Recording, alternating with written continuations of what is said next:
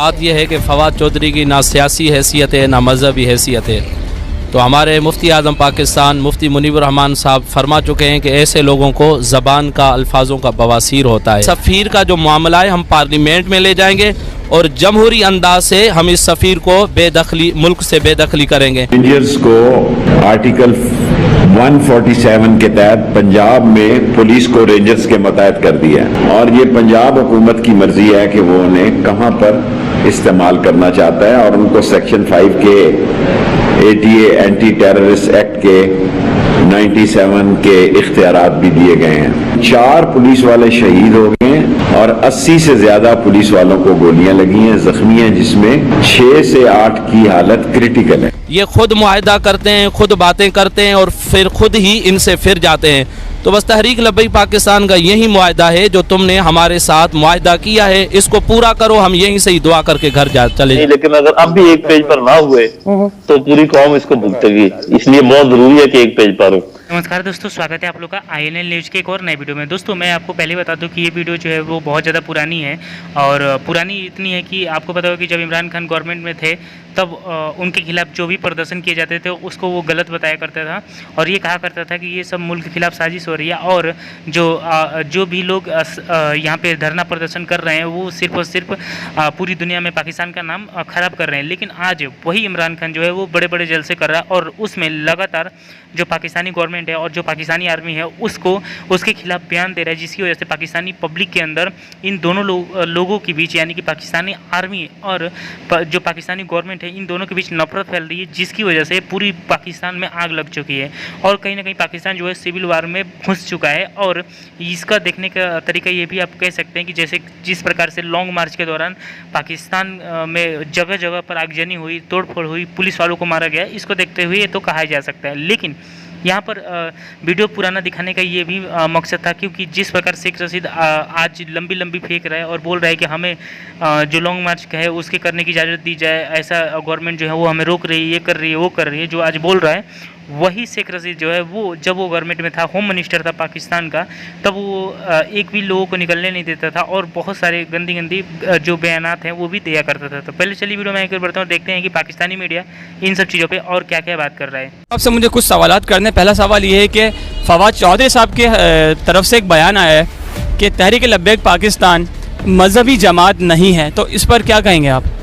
बिस्मिल्लाहिर्रहमानिर्रहीम। असल में बात यह है कि फवाद चौधरी की ना सियासी हैसियत है ना मजहबी हैसियत है। तो हमारे मुफ्ती आज़म पाकिस्तान मुफ्ती मुनीबुर रहमान साहब फरमा चुके हैं कि ऐसे लोगों को ज़बान का अल्फाजों का बवासीर होता है। अल्हम्दुलिल्लाह तहरीक लब्बैक पाकिस्तान सियासी तहरीक भी है, मजहबी तहरीक भी है और जब ये मज़हब के मैदान में खड़ी होती है तो अपने नबी अलैहिस्सलातु वस्सलाम की इज़्ज़त व आबरू के लिए हर चीज़ कुर्बान करती है और किसी भी कुर्बानी से दुरेग नहीं करती। और जब सियासत के मैदान में खड़ी होती है तो हर सियासी तंजीम जो भी होती है इससे खौफज़दा होती है। और हमने ये भी देखा है कि जहाँ पर तहरीक लब्बैक पाकिस्तान सियासी मैदान में उतरती है तो वहाँ पर दीगर जो सियासी तंजीमें हैं वो गठजोड़ करके इसको तोड़ने की कोशिश करते हैं, मगर अल्हम्दुलिल्लाह हुजूर सैयद आलम के सदक़े इस तहरीक को अल्लाह ताला सियासत के मैदान में भी कामयाबी अता फरमाता है और मजहबी मैदान में भी कामयाबी अता फरमाता है। इमाम साहब मुझे ये बताएं कि जो तहरीक लब्बैक पाकिस्तान ने हुकूमत के साथ जो मुज़ाकरात रखे हैं तो क्या आप समझते हैं कि वो मुज़ाकरात दुरुस्त हैं, वो बिल्कुल ठीक हैं? जी अल्हम्दुलिल्लाह ये हुकूमत ने खुद मुज़ाकरात किए हैं। जब क़िबला अमीरुल मुजाहिदीन हाफिज़ ख़ादिम हुसैन रिज़वी साहब ने धरना दिया था फैज़ाबाद की धरती पर तो इन्होंने खुद कहा था कि सफ़ीर का जो मामला है हम पार्लियामेंट में ले जाएंगे और जमहूरी अंदाज से हम इस सफ़ीर को बेदखली मुल्क से बेदखली करेंगे। ये खुद मुआहदा करते हैं, खुद बातें करते हैं और फिर खुद ही इनसे फिर जाते हैं।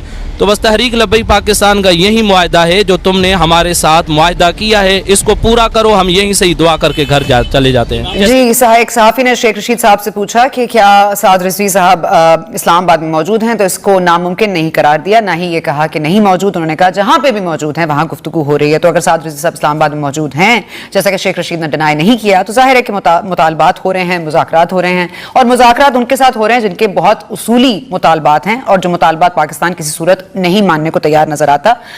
और यह भी कहा गया है कि साद रिजवी को किसी सूरत भी नहीं छोड़ा जाएगा। करदम जमात के जो साद रिजवी साहब हैं वो जेल में मौजूद हैं और उनके साथ मुज़ाकरात आज रात तक होंगे, लेकिन कल उनके खिलाफ एक्शन ले लिया जाएगा। रेंजर्स को ये दे दिया गया है। ये कंफ्यूजन क्या है, इस पर मजीद बात करेंगे। रोशनी डाली के हम ज्वाइन करें जी, हमारी भरपूर जरूर नुमाइंदगी करेंगे हमारे इदारों की भी।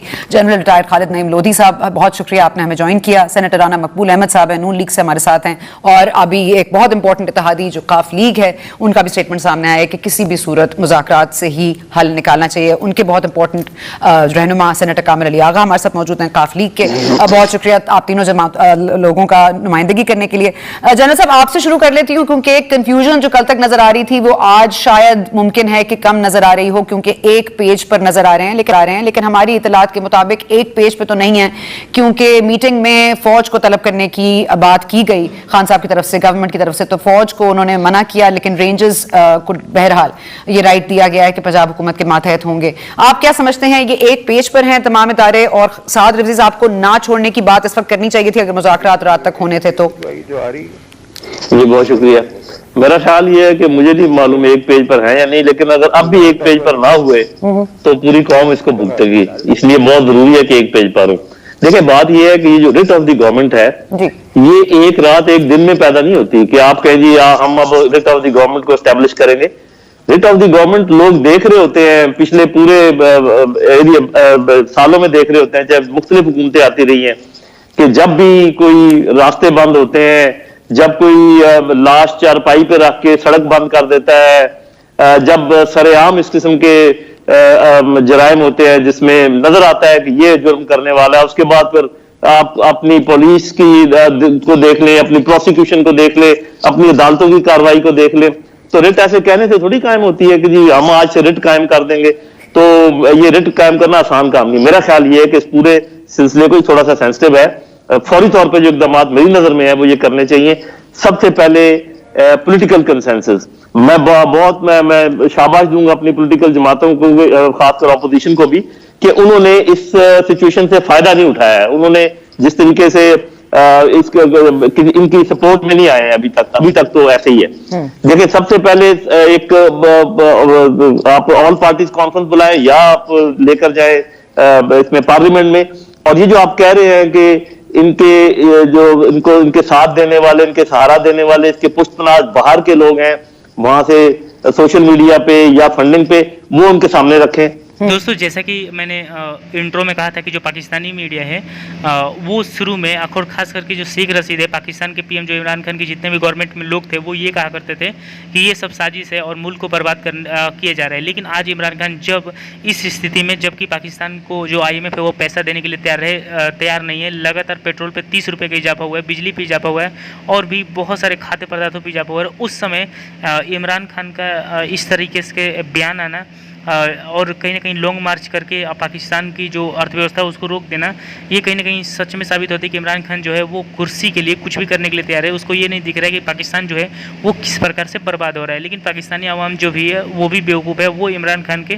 ट्रक के पीछे जो है बत्ती की तरह जो है वो पीछे चली जा रही है। और ये पाकिस्तान के लोगों के लिए बहुत ही बदनसीबी की बात है कि वहाँ के जो लीडर हैं, वहाँ की जो आवाम है वो भी अपने बारे में नहीं सोचती, बल्कि एक दूसरे को गालियाँ लगाना यही उनका काम रहता है। तो दोस्तों बस आज की वीडियो में इतना ही। आई थिंक कि आप लोगों को वीडियो अच्छा लगा होगा। तो अगर आपको वीडियो अच्छा लगे तो वीडियो को लाइक और हमारे चैनल INL न्यूज़ को जरूर से जरूर सब्सक्राइब कीजिएगा, क्योंकि हम आपके लिए ऐसी वीडियो लाते रहते हैं। तो मिलेंगे किसी न्यू वीडियो के साथ, तब तक ले देखते रहिए INL न्यूज़।